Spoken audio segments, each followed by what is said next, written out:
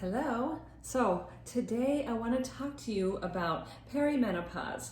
So perimenopause is a long stage that starts as early as 35 and can go as late as 55. So perimenopause is the precursor to menopause. Menopause is the state where you don't have a period for 1 year. So this can be a long phase, but this is where we start seeing symptoms like weight gain that seems to come on almost overnight. You start getting the rogue hairs on your chin or on your belly. Then your hair here starts thinning. You start getting adult acne, and then things like hot flashes and night sweats start kicking in. And this is because your hormones are going through a shift with estrogen and progesterone. But one of the main factors that we have is cortisol. So cortisol has a big impact on the way that you react to your hormones. So you can have high cortisol, you can have low cortisol, and what we're looking is to have a balanced effect of cortisol. So cortisol is your stress hormone, and we need to have that so that we can act appropriately to any stressors that come up. So the thing that we can control is stress, sleep, diet, and exercise. And this is what you need to do to keep the cortisol in check. So being in a high stress state is going to lead to high cortisol.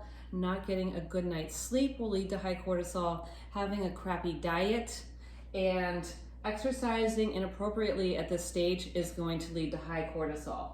And high cortisol leads to increased glucose levels. That's going to lead to increased insulin and possibly leading to type 3 diabetes and adrenal fatigue. So adrenal fatigue is another term for HPA axis dysfunction. So there are things that you can do to avoid this belly weight gain, to avoid these symptoms, the night sweats and the hot flashes.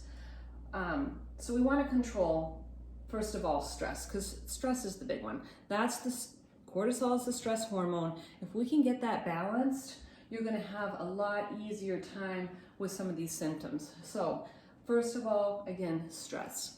So stress, whether it's physical or mental, you can do things to mitigate the stress. The first thing that you can do is how you react to certain situations.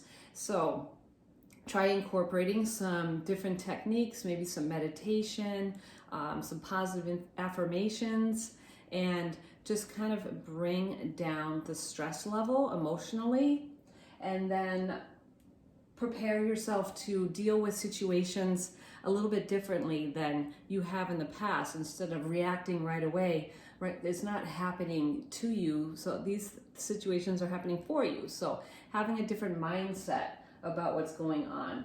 And then physical stress. So physical stress is also raising cortisol. So working out appropriately for this stage of life is key. So we're probably used to burning as many calories as possible to control your weight. But at this stage, what we're doing is we're just elevating cortisol. So you're constantly getting hits of cortisol all day long when you're, hitting up those high intensity cardio classes. So raising the cortisol, and then you have stress on top of it, so it keeps raising it up. So what happens is constantly having that elevated cortisol is going to lead to this adrenal fatigue. So what we want to do is prioritize weight training instead. This is going to increase your bone density, it's going to increase your muscle mass. What happens here in this stage, and this elevates, or I should say it will rapidly decline. So your muscle mass and your bone density rapidly declines in these years, starting at 40. So you definitely want to prioritize weight training instead of constantly just trying to get a calorie burn. And that is going to help prevent you from the muscle loss and the bone density loss, and is going to help you in your future years. So I know you're not thinking about this when you're 40, how it's going to be at 60, but if you don't start taking care of this now, you're definitely going to have some major problems when you get to the 50s and the 60s. So another thing that you can do is focus on your diet. Stop eating off of your kids' plates. Start eating like a grown-up, right?